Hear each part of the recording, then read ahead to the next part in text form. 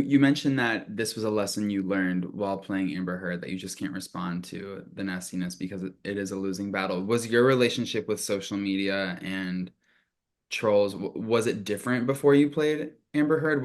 Did you used to respond? Well, I hadn't done anything as big as that role before, so I wouldn't say that I had it as many people commenting or sending messages. I didn't say I don't. I say I know I shouldn't respond. There are times where I do. And it's usually like not in the best moments. It's just I'm aware like intellectually that it is a losing battle because no one goes to social media to like have their mind changed. It's kind of like I watch people get in political fights and I'm like, do you think anyone's really here to like be open to shifting their vote? Like, no, everyone's just here to tell you that they're right. And that feels really pointless to me. Like I so much more love conversations where I'm learning something. Um, but yeah, I didn't have to deal with it much before. And then when that role was announced, it was like a wave. I think probably like 20, 30,000 messages and comments. And so many of them were awful. And like, just like, you're so ugly, you're so fat. Like, how do you think you're an embarrassment? Just really mean stuff. And at the time, I think I thought I was prepared. Like, I knew that there might be some response. I don't think I thought it would be like that.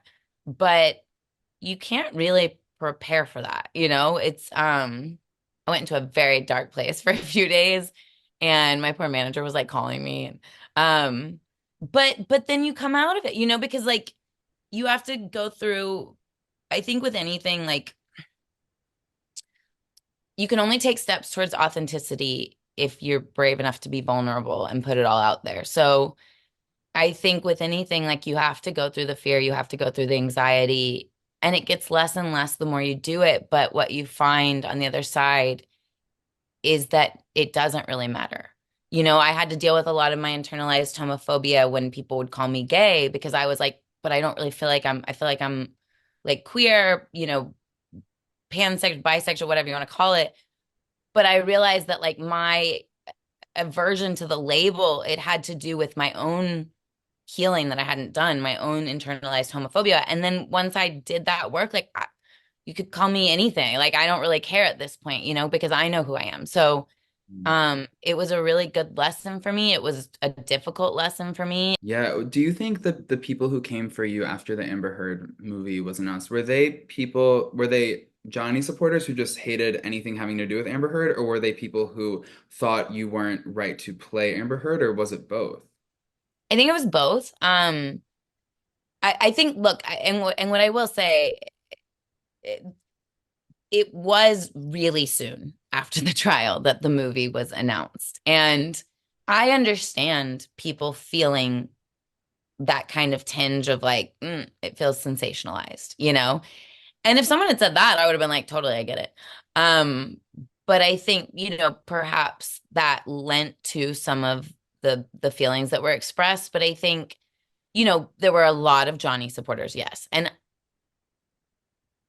I'll just say, like, for the life of me, women, like, we have a lot of work to do on supporting each other. And I'm not saying obviously Amber Heard is like this blameless saint by any means, but there's so much like hate from one woman to another woman. And I see guys like totally, not always, I guess, but like often just really supportive of each other and like very like, that's awesome, man. Congrats. And I'm like, damn, I want to be like that.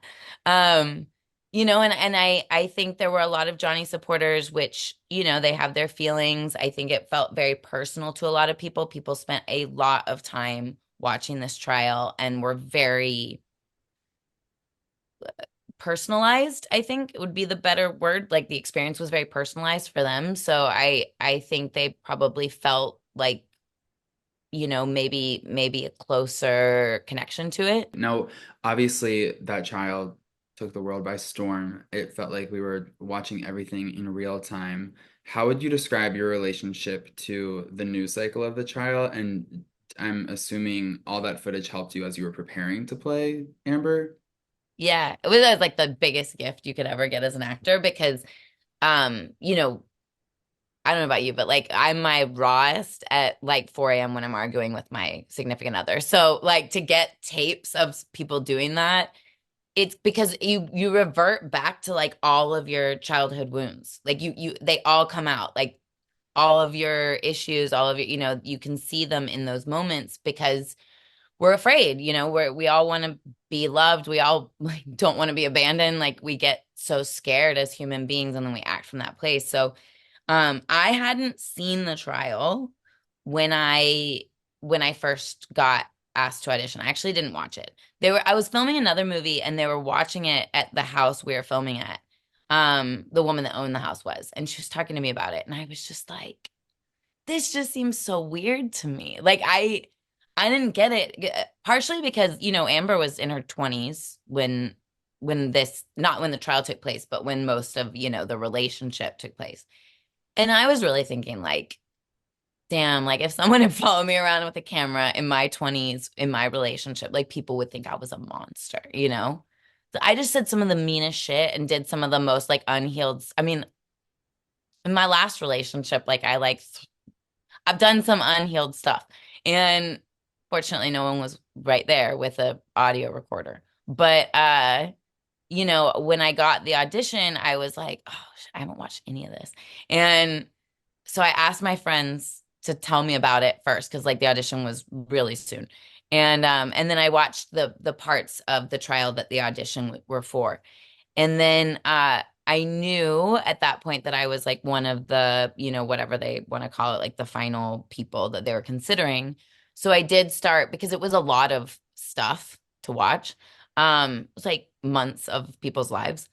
And so I did start watching it then and listening to the tapes all the time. And then I found out I got it. So it was a huge gift. It was also challenging in a very different way because, the trial, like you have actual video footage of them saying these things. So it has to be, perfect movements, perfect tone, perfect, because this is a real life experience we have on camera, which is not as common, in the past. Really, now we're kind of recording everything. So I think it's going to become more common for people who end up playing real people to have all of these moments like side by side.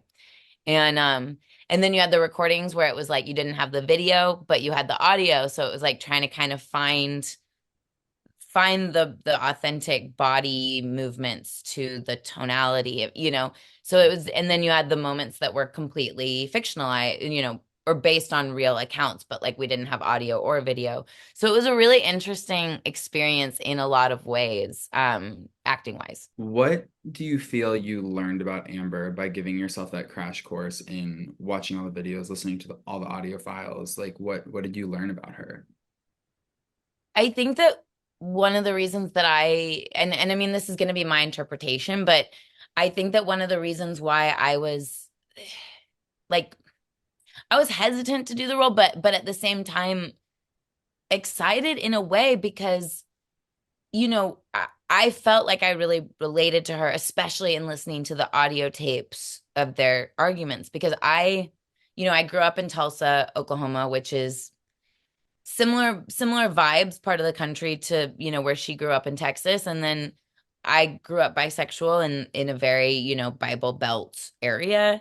I had a very, at times challenging relationship with my father, which also, of course, affected, my relationship with the patriarchy and kind of my perspective on men and men paying for everything and men paying for my friend. And there were just a lot of things that I felt like I related to, at least I hope I did a good job of portraying that, and I hope that it's somewhat accurate to her internal experience. But um when I was listening to those tapes, like I recognized a lot of myself in how I used to argue with people that I was in love with. And it's so insane. Like it sounds so crazy town, but it makes so much sense in the moment. You're so passionate and you're so terrified, and then like you push them away and then they actually start to walk away, and then you are terrified that they're going to walk, so you try to pull them back and then you say hateful things. It's such a cycle, and it takes so much work to get out of that kind of a cycle, but it takes so much work from both people. And I just felt like, I don't know, I felt really a lot of, I compassion maybe is the right, like I just felt like the world, the way they reacted to her, it was really frustrating to me. And like, no, she wasn't perfect. And no, she did a lot of, yes, she did a lot of things wrong. And like, no, I don't think she did herself any favors by testifying on the stand. But um at the same time, this girl was in her 20s and she was in love and she was dealing with all of her of her issues just like every single one of us. And he was not perfect either. And the way that the world responded to him was completely different. And that was really frustrating to me because I don't know, maybe I live in LA, so I constantly think we're in a better place in this country than we are. And I think that's a misnomer. I think I'm kind of in a bubble, but it's really sad. I mean, and it goes back to kind of the cat lady thing too. Like it's so sad to see the way that people still treat women and female identifying people in this country. And, I can't speak to other countries. I live here, but I just, it's beyond me, like why we're not further. Mhm. Now, after, realizing that you did have some compassion for Amber, Yeah, tell me about the process of trying to humanize her in this role, because I think it was it was just like such a like the hate was so widespread and it was so insane. So you probably felt like in some ways you wanted to advocate for her by portraying her. right. I think that one of the biggest fears that I felt she had or that I have, and so again, you really can only come from yourself, even if you're playing a real person. So I've always, had such a fear of rejection. And it's also why I didn't write for so long, or I wrote, but it's why I didn't show anyone for so long. But the thing is that if you never risk being rejected, then you also never risk being accepted either, for who you truly are. And so I think because I had carried that for so long, because I had carried this like this need to get what feels like to me again, like I didn't talk to her, so I don't want to speak for her, but what feels like getting a sense of your love and worth from others, and we all do that to some degree. Um, I think that for me, it was just about, again, the fact like everyone hated her for how she acted, for how she treated Johnny, for whatever they hated her for. But to me, she was really just a young girl trying to go through the process of loving someone and letting them in a very not conventional relationship, let's say. Like I've been in love with someone who it's challenging when you're in love with someone who has a larger than life and a lot of people around them. And I think, she was doing the best she could. I think most of us are usually doing the best that we can. And so it wasn't really a challenge to humanize her because I felt like she was very human and just people weren't giving her credit for that in the same way that they were giving him credit for that. I can't imagine the pressure of playing a real life character, but also the pressure of playing a real life character who is currently still living and can watch your work and, you know, perceive your work as however they perceive. Was that kind of like in the back of your mind as you were playing her, like, oh my God, what if Amber watches this? I want to make her proud. I think, of course, like, I think it would be weird if it wasn't. I don't think she did. And honestly, like kudos to her because I think she just checked out of the US and like went to Spain and was like, I'm just gonna live my life, which I have so much respect for. I know that Johnny watched it because he threw some like watching party. Um, so of course there's a huge element of like if this person watches it, not necessarily I want to make them proud, but like I want them to feel like I did justice to who they are as a person. And that's going to be the good and the bad, Like I think we have to also be honest about the fact that no one is perfect and like she is certainly not perfect and she did a lot of things that weren't great. She said a lot of things that weren't great, but I think that if anything if anything, like I feel like if she ever watched it, I would just hope that she felt like it was authentic to her in some way. You know, you're never going to get there fully because you're not them, but I guess I would just hope that she at least felt seen or like that I understood some of her perspective as a human being and as an artist.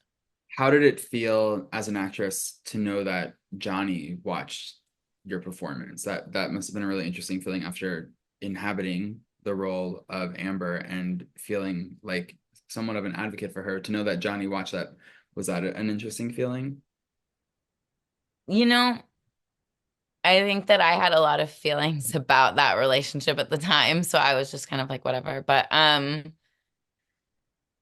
don't know. I